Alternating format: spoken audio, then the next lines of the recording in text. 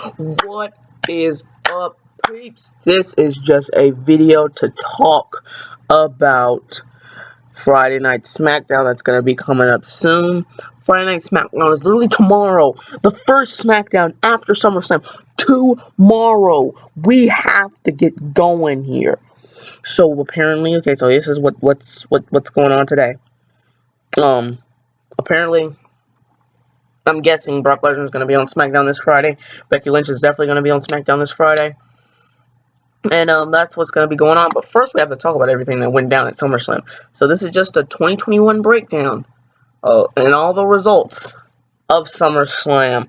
Here we go. Alrighty then. In the first match we have Big E versus Baron Corbin, a match for custody of the Money in the Bank match a match for the custody of the Money in the Bank contract. I mean, that wasn't made clear, but I mean it's pretty obvious. And it was a long and drawn out battle, but and then they even did a spear through the ropes, which was absolutely insane. They did a spear like right through the ropes to me, which was just like, it was insane. Okay, it was literally a spear right through the ropes. It was pretty crazy. Then Big E won the match with a big ending and regained custody of the Money in the Bank contract. Alrighty then. For the next match, we have here Randy Orton and Matt Riddle, RK Bro, versus AJ and Almas. It was a lot that went down in this match. I was hopping around a lot. It was really fun. I might show you that reaction video one day. It was really cool. I was flipping around. I wasn't flipping around, but I was jumping around. And because if I know how to do backflips, y'all gonna be like, "Are you serious?" Okay, whatever. Okay, so RK Bro was battling against AJ and Almas. So here's what happened. Going into the match, you already know Almas was dominant, and then eventually Almas and Riddle winded up fighting on the outside, I think. And AJ Styles was going for the phenomenal forearm, jump, misses, rolls through, and lands right into an RKO by Randy Orton. Orton hits the RKO, and RK Bro are the Raw Tag Team Champions. Okay, this next one, I barely give a crap. We don't even need a photo. So, it was, because, I mean, why waste time even putting a photo up? It was Alexa Bliss versus Eva Marie. I don't know. It was just a dumb match all the way through. Then, it was something going on, something spooky going on, and then Alexa Bliss won, okay? Then at the end, Dewdrop winds up putting Eva Marie's robe on and says the loser of this match is Eva Marie. That was dumb. Anyway, we're moving on from that crap. The next match, which is a match that I heavily enjoyed, Sheamus versus Damien Priest, United States title. This was awesome. I really liked it. So, they were just, it was Sheamus and, Damien Priest, and it was pretty good all the way through. I think Sheamus hit the bro kick one time, and then he hit the white noise, and Damien Priest kicked out, and then it was some good moves from Damien Priest, and then Sheamus was trying to lock in the Texas Cloverleaf, and I think he messed up and winded up just going with a figure four, and then when he locked in the figure four, Damien Priest just got the biggest eyes and grabbed on to Sheamus's mask, pulled and yanked Sheamus's metal mask off, and then right after that, a few punches to the face, and a few seconds later, hit the lights, or Reckoning. I'm a little confused about which name they're calling it because they keep switching. The Reckoning, right after the Reckoning, or the hit the lights, whatever, Damien Priest is the new United States champion. And he appeared on Raw, and he wanted a match with Bobby Lashley, but it ended up getting interrupted by Sheamus, and then Drew McIntyre comes down the ramp, and it becomes a tag team match, which Bobby Lashley walked away from Sheamus, and Drew McIntyre was able to pin Sheamus.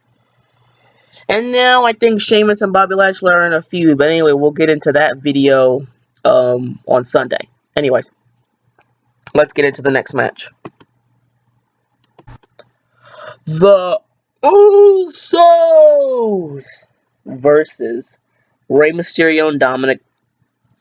And it was almost given away to me that the Usos were going to win because of the fact that they cannot disappoint the family and all this stuff. But it was mostly just to be the match was mostly super kicks and Hurricane Ranas, to be honest. And then at the end, they failed for the Uso splash one time, and I think I kind of forgot what happened at the end, to be honest. I think Jimmy hit the Uso splash and then winded up getting the win. So yeah, they retained the SmackDown Tag Team titles. Bianca Belair was supposed, notice I'm saying was supposed to fight Sasha Banks in a WrestleMania rematch for the SmackDown title. Here's what happened. She walks down to the ramp, everybody's ready to see it. Then here comes the announcer. Ladies and gentlemen, Sasha Banks is unable to compete this evening. Therefore, she will face Carmella. I'm just like, oh my god. So we get ready for this match. Bianca has a few words on the mic. She said, Sasha, we will have a match at some point for the SmackDown title. So essentially that was it. Then it was about to be a match. And then right before the match, Becky Lynch's music hit. I flipped out of my seat so bad. It was so unreal. Oh my god, it was crazy.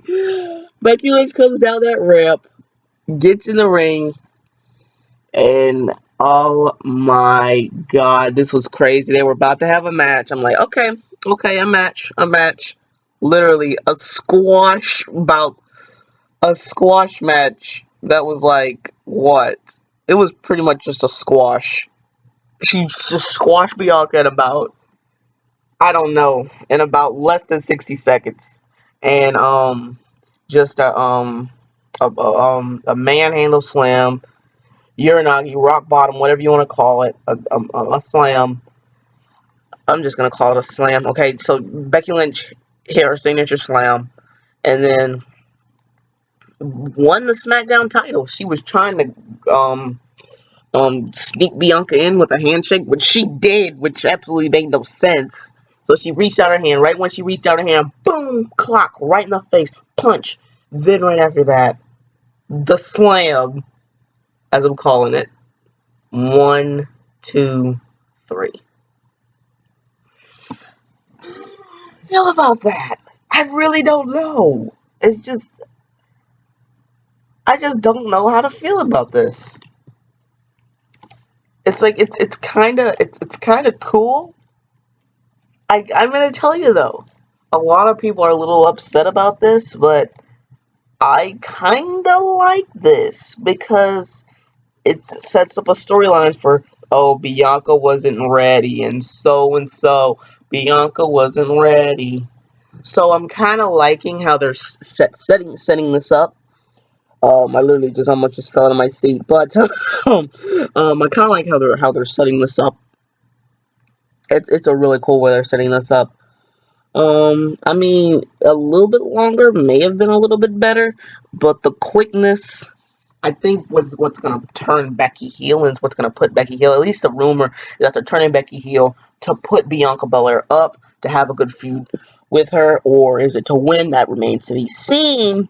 But as far as right now, Becky Lynch is your SmackDown Women's Champion. Okay. Oh wow. Drew McIntyre versus Jinder Mahal. Okay, this right here is just.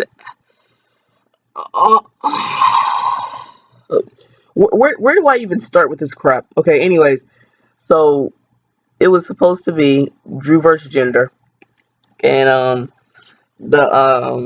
the crew, as I call them, were at ringside. No. I'm sorry. They were banned from ringside. The crew was banned from ringside, and that was essentially Jinder Mahal's that was the scary part for Jinder Mahal because they lost on Raw. Both the crew lost on Raw, so Jinder was able to come down the ramp with his sword, Angela, and was able to not have the crew at ringside. So yeah, of course, you already know Drew McIntyre was victorious against Jinder Mahal, which was, I mean, an easy prediction. And I know this picture does not match because Drew's not champion, but I just picked it because it looked cool. I wish I could find one without the screens, but minus the screens, it actually looks pretty cool because Drew was never champion outside of the Thunderdome era. Another match to where the only thing you can say is just wow. I remember my jaws were dropped for at least 15 seconds when this happened. Rhea Ripley versus Nikki Cross versus Charlotte Flair. Okay, so here's what went down. Charlotte Flair and Rhea and Nikki. You know, they were all fighting. It's triple threat rules. Nikki had a few off the top rope moves. But in the end, what happened is Rhea, which to me was kind of bad. Rhea got backdropped outside of the ring and literally landed like right on her feet. It was just like complete stop, like kaboom. Like I was almost like, did she just injure herself? But no, Rhea was fine. But that right there kind of, that was kind of like bad for me. That was really bad for me. Okay, so later on, after everything crazy happened, it was some pretty crazy moments. Um, like I said, Charlotte tossed them both out of the ring with that double feet landing. I was just like, dang. And then in the ring, Charlotte, I think she did a clothesline on Rhea, and then I think Rhea got back in the ring and locked in that signature knee hold on both Nikki and Charlotte. And then after that, um, Rhea was about to go for the Riptide. Then when Rhea went for the Riptide, it got reversed into a DDT by Nikki, and then Rhea rolls out of the ring. Then Nikki goes to the top rope, was about to try to do the splash, which won her the title in the first place. Gets reversed by Charlotte. Charlotte locks in the figure four, and then eventually locks in the figure eight, and Rhea taps out to the figure eight, which means that Charlotte has become the Raw Women's Champion. Ooh. Once again, another match that just asked the question, where do I start? Edge versus Seth Rollins. Whew, this one was crazy. Yeah, it was a lot going on in this match. As you can see, it was some definitely some good clotheslines. Rollins went for the curb stop a few times. I was just like, no! It was like it was scary every single time because I was so hoping that he would not hit that curb stomp, because if he hit that curb stomp, it would have in fact been the end for Edge. That's for sure. Rollins had did a frog splash. I was like, no! And it was a pretty it was pretty interesting. I was like, no, please, please. It was like 1, 2, kick out right before 3, and I was like, oh yes. Then it was getting scary. Rollins kind of started realizing that the stomp wasn't gonna work, so he reached really deep into his arsenal. And then Rollins he went for the pedigree, and then it got reversed into, you won't believe this, a glam slam from Beth Phoenix's move, a glam slam. Oh my god. Oh my god. Man, Edge's wife, Beth Phoenix, the Glam Slam.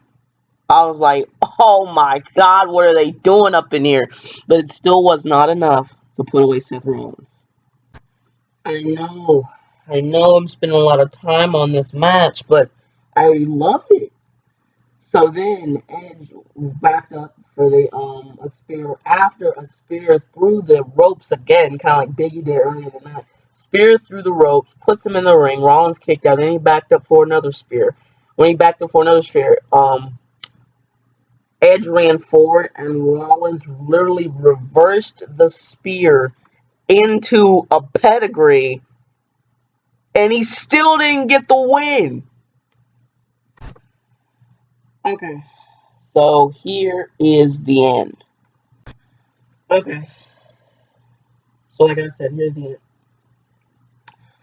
Edge was about to go for a kill switch based off his friend Christian. Once again, reaching deep into the arsenal. Then Seth Rollins reverses a, um, a forearm to the back of the neck, or right hand to the back of the neck.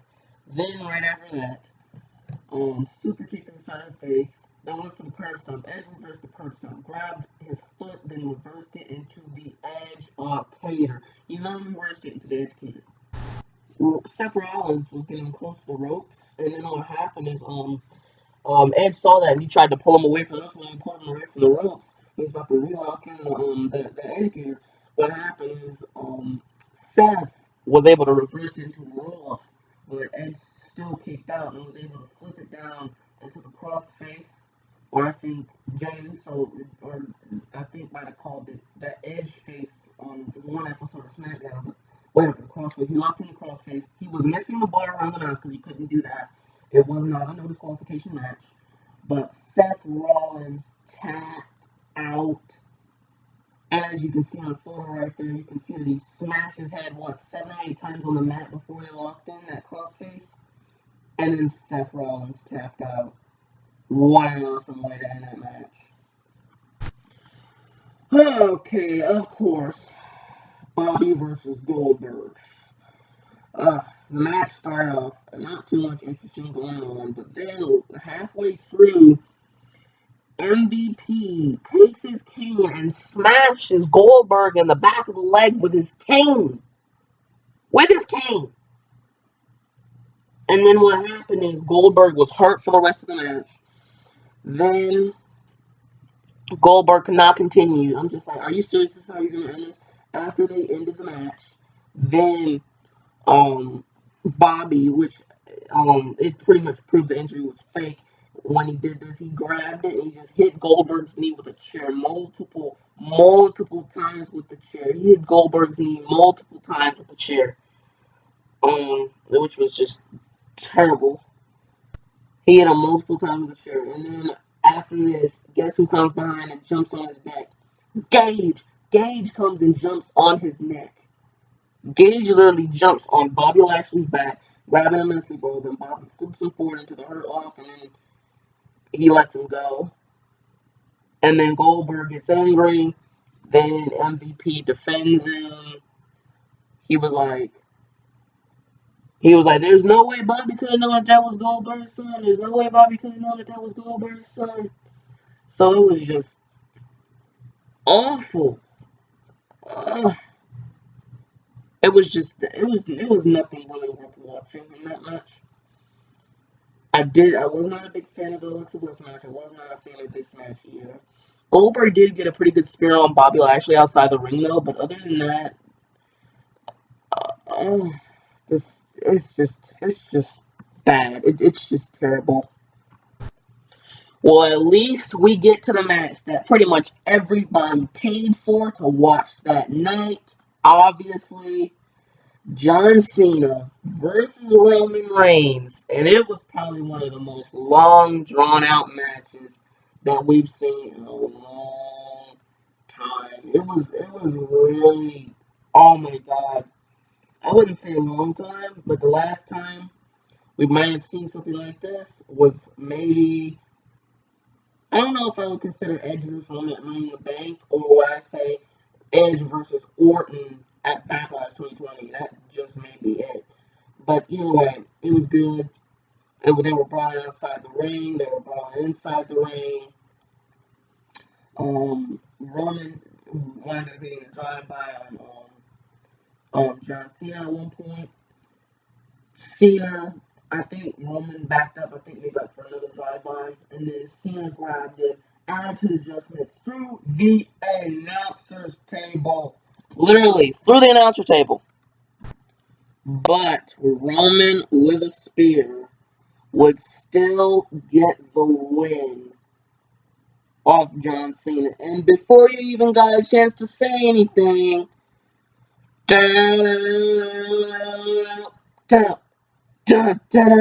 it was Brock Lesnar who made his return that nobody knew about. Brock Lesnar returned. It was so crazy. I tell you, it was so hard to free some of these screenshots, but I needed them because they were funny. Just look at Roman's eyes, and then how he looks at Brock, and then look at Paul Heyman. He's like checking his eyes, like, is this really happening? And then look at Brock Lesnar again. Oh my god, that is so funny. And then they literally stared off at each other in the ring. Paul Heyman in the corner with Roman's title screaming like, no, no, no, no, no, no. And Roman, he said, not right now, not tonight. And that is how he went off. And he was taunting the crowd almost like he may have been a face. Like, oh my god, Brock's going to be a face? But now I'm confused, is he a face or not? Because fan-recorded footage shows that after the match, after SummerSlam, after Cena was about to leave peacefully, Brock Lesnar walks up on him and attacks him with just he just attacks him with just punishment. F5, suplexes, and just punishment. And it ended up getting so deep that the WWE actually ended up uploading a clip of it themselves because the fan recorded footage, everybody's seen it. And it wound up just spreading and getting so popular. WWE uploaded the clip of it, but it's in a lot shorter version, but at least you can see it a little bit more clear. But it's a lot more short of a version of when this actually happened. So you might, if you wanted to see it clear, you can watch the WWE version. Just you can't type in Brock Lesnar or it won't come up. You have to type in Lesnar suplexes Cena, and then digital exclusive. I think in order to pull it up. But if you want the whole thing, you might just be better off watching a fan recorded one. But yeah, this was SummerSlam. I can't wait to see what happens tomorrow for Friday Night SmackDown. But other than that, I'll see you guys after that.